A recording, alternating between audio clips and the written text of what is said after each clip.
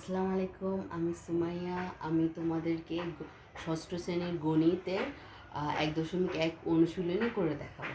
চলো।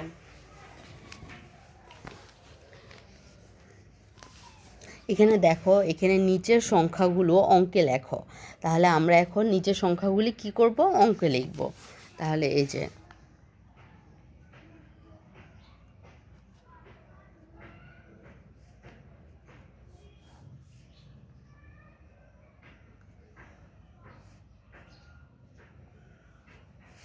হ্যাঁ, এখন আমরা ক দিয়ে শুরু করব। 20,070। তাহলে আমরা প্রথমে 20 লিখব, তারপর একক, দশক, শতক, হাজার, অযুত। তাহলে হচ্ছিলো অযুত পর্যন্ত নিব। তারপর হলো এখানে 70 বসায় দিব, আর মাঝখানে জায়গাটাতে শূন্য বসায় দিব। এইটাই এভাবে। তাহলে আমাদের 20,070 হয়ে গেল। তারপর 30,008। তাহলে আমরা প্রথমে 30 নিব, তারপর হচ্ছে একক, দশক, শতক, হাজার, অযুত পর্যন্ত নিব, আর ওখানে 8 লিখে দিব, আর মাঝখানে 2 ঘরে আমরা শূন্য শূন্য বসায় দিব। তাহলে 30,008 হয়ে গেল। তারপর 55,400। তাহলে 55 প্রথমে নিব, তারপর একক, দশক, শতক, হাজার, অযুত পর্যন্ত নিব, আর এখানে 400 বসায় দিব। তাহলে আমাদের হয়ে গেল 55,400। তারপর আমরা খতে আসি। 4,05,000। তাহলে 4 নিব, তারপর লক্ষ, একক, দশক, শতক, হাজার, অযুত, লক্ষ। লক্ষ পর্যন্ত আমরা নিয়ে নিলাম। 4,05,000। তাহলে 5,000, একক, দশক, শতক, হাজার। এখানে হাজারে 5 দিয়ে দিব, আর বাকি ঘরগুলো আমরা শূন্য দিয়ে ভরাই দেব। তাহলে হয়ে গেল 4,05,000।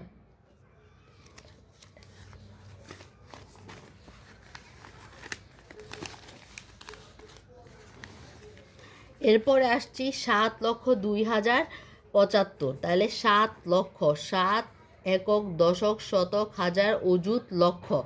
7,02,000, 2,000 একক, দশক, শতক, হাজার, 2,000।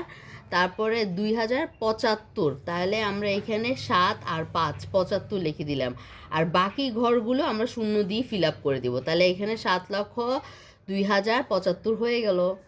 তারপর আসি আমরা গতে। 76,09,070। 76 লক্ষ।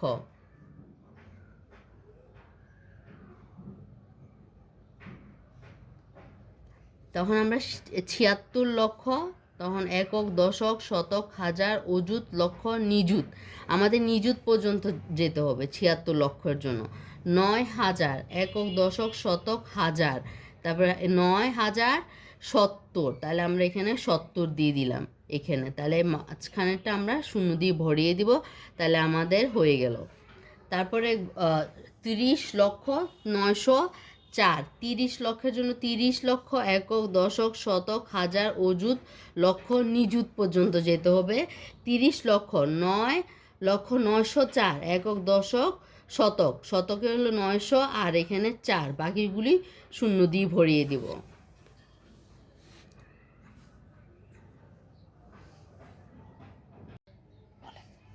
তারপর আসি ঘতে।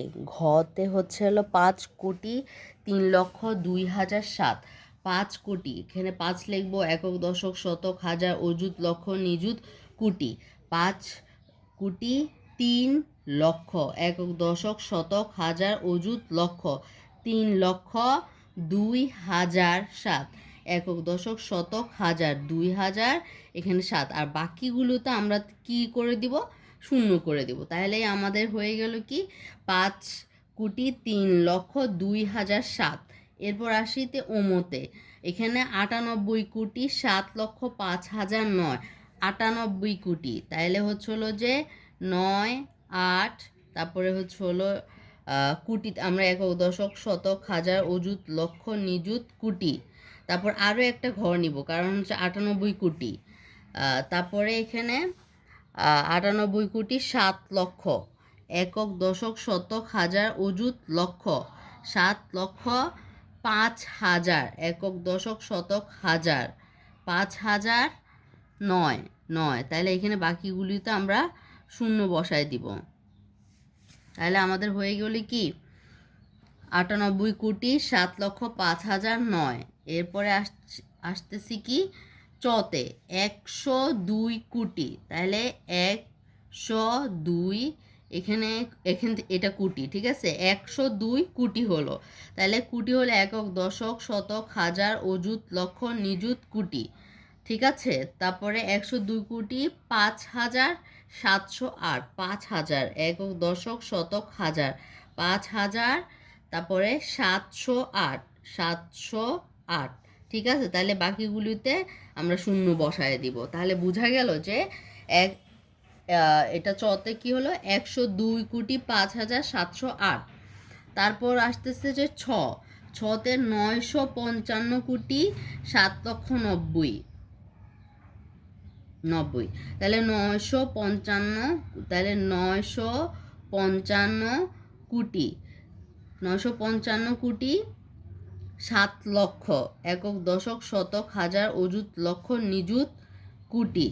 তাহলে একক, দশক, শতক, হাজার, অযুত, লক্ষ, 7 লক্ষ, 7,90,000। তাহলে এখানে দিয়ে দিলাম 90। তাহলে আমরা বাকি ঘরগুলিতে শূন্য দিয়ে ভরে দিব। তারপর আসতেছি আমরা বর্গীয় জতে। বর্গীয় জতে 3,005 কোটি 85,921, 3,005 কোটি। তাহলে 3,005 কোটি কীভাবে? 3,005 একক, দশক, শতক, একক, দশক, শতক, হাজার, 3,005 হলো কোটি, কোটি 85 লক্ষ একক, দশক, শতক, হাজার, অযুত, লক্ষ, নিযুত, কোটি। তাহলে 85 লক্ষ একক, দশক, শতক, হাজার, অযুত, লক্ষ, 85 লক্ষ 921, 921। আর বাকিগুলো আমরা শূন্য দিয়ে ভরে দেব। আর পরে 55,301,538,000। তাহলে দেখো আমাদের এখানে দেওয়া আছে যে কিভাবে তোমরা হচ্ছিল বিলিয়ন, মিলিয়ন, হাজার থেকে এটা করবে, ঠিক আছে। এখানে বললো 55 বিলিয়ন, তাহলে আমরা 55 বিলিয়ন এখানে লিখবো যে 55 বিলিয়ন। তারপরে 301 মিলিয়ন, 301 মিলিয়ন 538,000। এখানে কতটা ঘর আছে? একক, দশক, শতক, হাজার, হাজারের ঘর হচ্ছে কি 3টা এখানে। তাহলে আমরা একক, দশক, শতক, এখানে এখানে হাজারের ঘর 3টা, তারপরে এখানে শতক, এখানে দশক, এখানে একক। তাহলে নাম্বারটা আমরা করব 301,538,000, 5 হচ্ছে 538, 538,000, এখানে হাজার হবে, ঠিক আছে। কতে 2 এর এখানে নিচের সংখ্যাগুলো কথায় লেখো, তোমাদের হচ্ছে কথায় লিখতে হবে। তাহলে আমি এদেরকে বলে দিই আর তোমরা কথায় লিখে ফেলো। এখানে এগুলি উঠানো হলো, তারপর একক, দশক, শতক, হাজার, অযুত। তাহলে এখানে আমরা একটা কমা দিয়ে দিব। তাহলে আমরা এটা কি 45,789, তাহলে হয়ে গেল।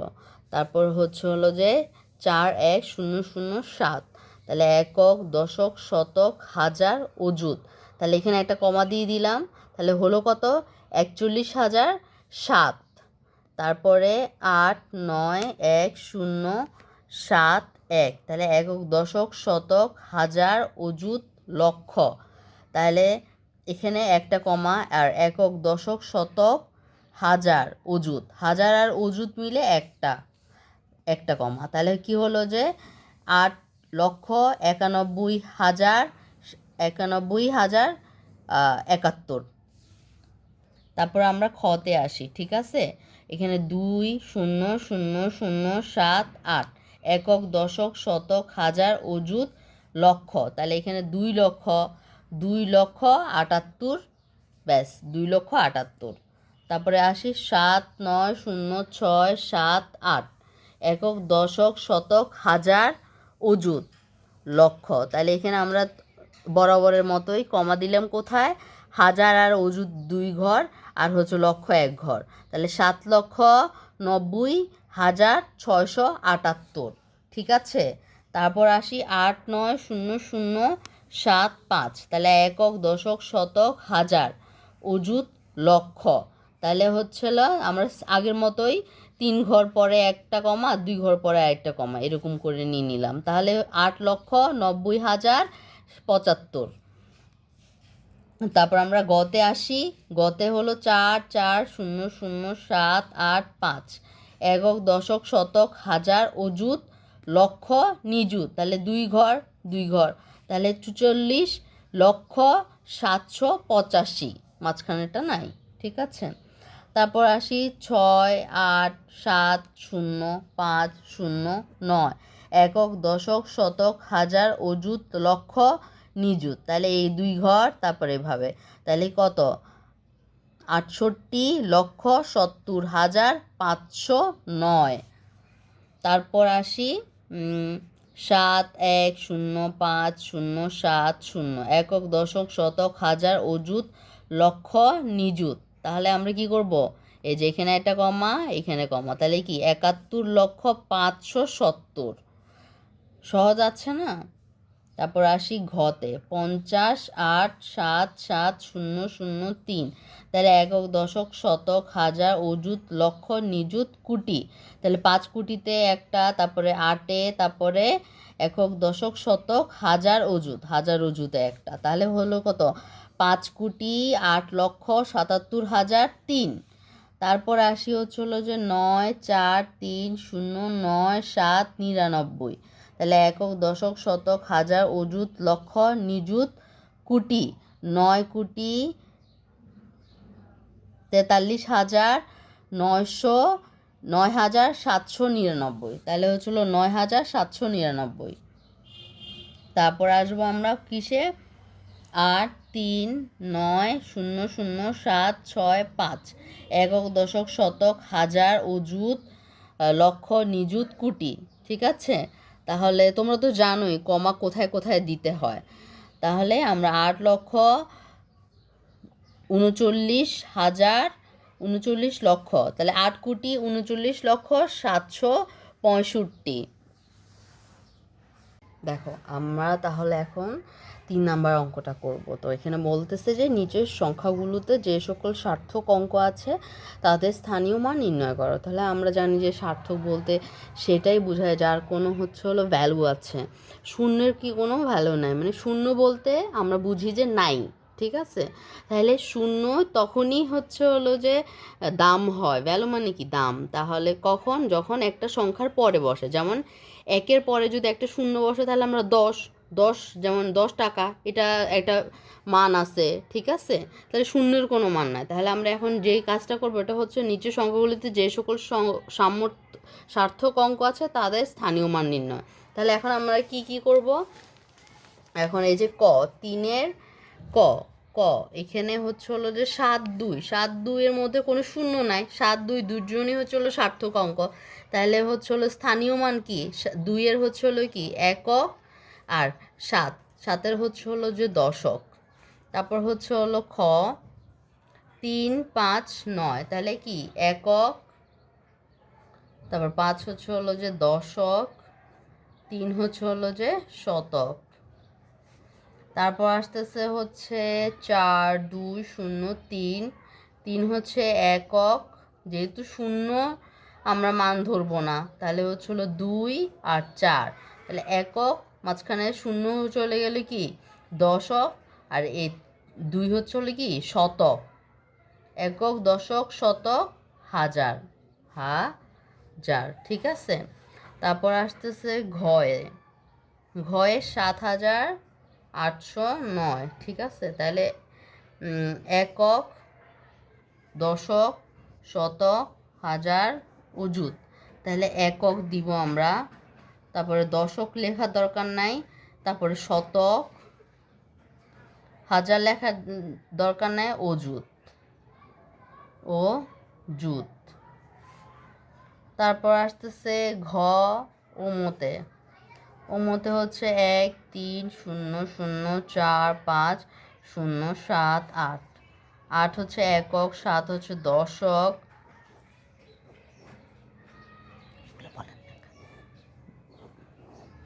তাহলে কি হলো? 8 হলো একক, তারপর হলো দশক, তারপর শূন্যটা কি শতক, 5 হলো কি হাজার, হাজার, তারপরে 4 হচ্ছে হলো কি হাজার অযুত, অযুত, ঠিক আছে।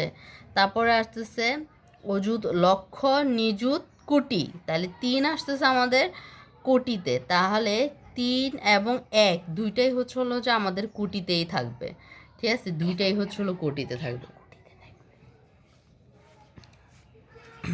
এরপর চতে চলে আসি আমরা।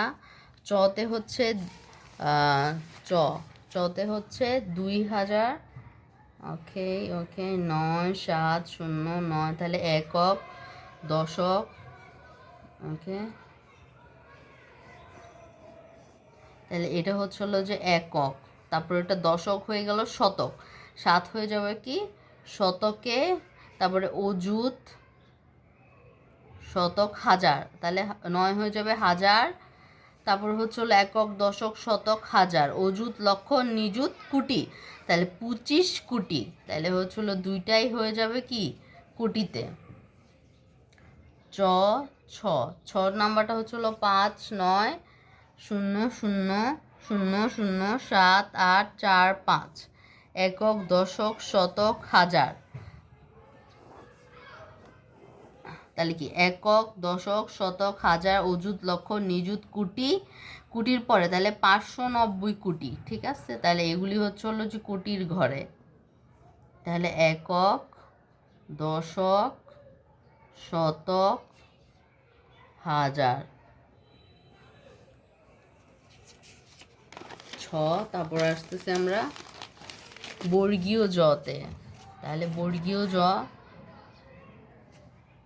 9 0 0 7 5 8 4 3 2, তাহলে একক, দশক, শতক, হাজার, অযুত, লক্ষ, হ্যাঁ, তাহলে কি একক, দশক, শতক, হাজার, অযুত, লক্ষ, নিযুত, কোটি, তাহলে হচ্ছে 9 হচ্ছে হলো কোটির ঘরে।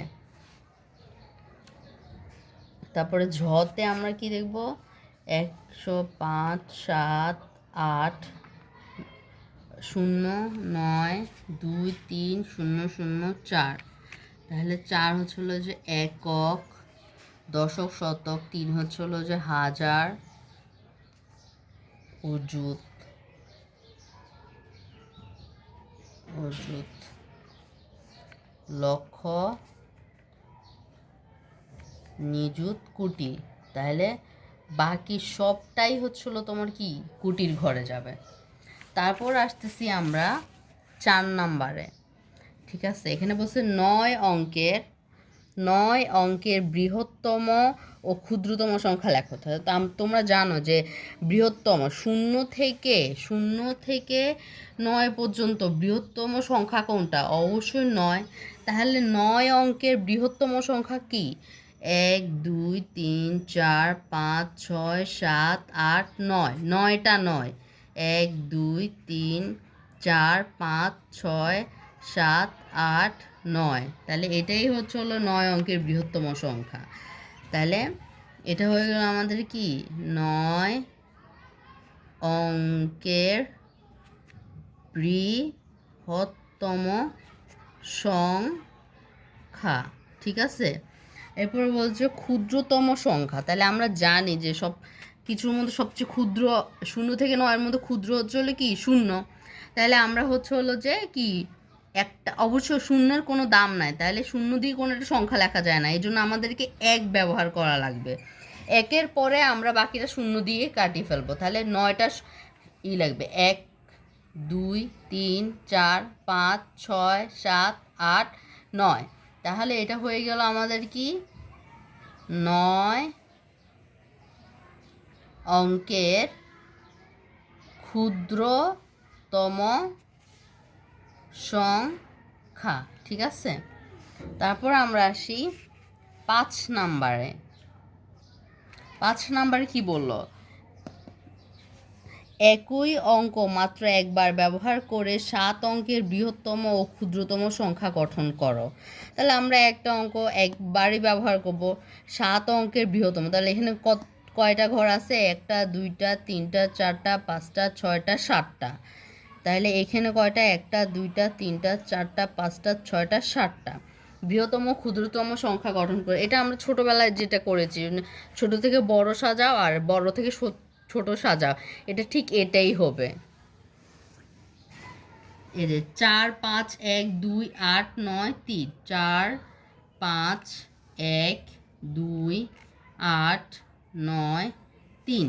তাহলে আমরা সবচেয়ে বৃহত্তম ছিল 9, তারপরে 8, তারপরে এখানে 5, তারপরে 4 3 2 1। তাহলে হচ্ছিল এটা হয়ে গেল আমাদের কি? বৃহত্তম। তাহলে এরপর আসছে যে ক্ষুদ্রতম। তাহলে কি উল্টা করে আমরা দিই, 1 থেকে শুরু করলেই তো হলো ক্ষুদ্রতম হয়ে যাবে। তাহলে 1 2 3 4 5 8 9। এখানে কিন্তু কমা ব্যবহার করা যাবে না, কমা ব্যবহার করলে আর এটা সংখ্যা থাকবে না, মানে একটা সংখ্যা হয়ে যাবে, পুরোটা একটা সংখ্যা থাকবে না। এখন এটা গেল ক। তাহলে এখন আমরা খটা উঠাই, খটা। তাহলে 4 0 5 3 9 8 7। এখানে বৃহত্তম আর কোনটা হবে তোমাদেরকে এইটাকে বললামই। তাহলে হলো যে বড় সংখ্যাটা নিব আমরা 9, তারপরে এরপর এটা 7, তারপরে হলো কি 5 4 3, তারপর 0, এখানে কমা হবে না, ঠিক আছে। তাহলে এরপরে এটা ক্ষুদ্রতমটা আমরা কিভাবে করব? প্রথমে আমরা 0 নিব, 0 3 4 5 7 8 9। কিন্তু 0 নিলে আমাদের সংখ্যা হবে না, তাহলে আমরা 3টাকে আগে রেখে 0 পরে দিয়ে দিব।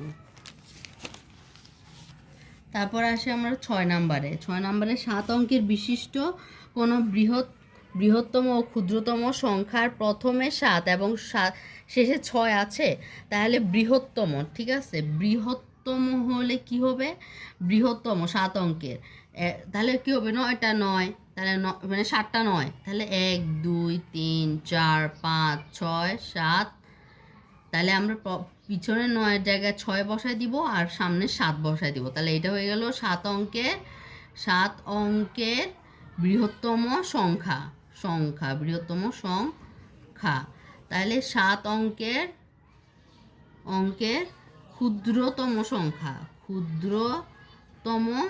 সংখ্যা কি হবে? ওই যে একটা 1, তারপরে কয়টা? 1 2 3 4 5 6 7।